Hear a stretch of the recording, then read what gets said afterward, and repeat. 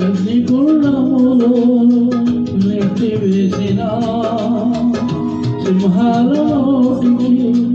నిన్ను అప్పగించిన శత్రువే నీ స్థితి చూసి అతిశయపడుచున్నా సింహాల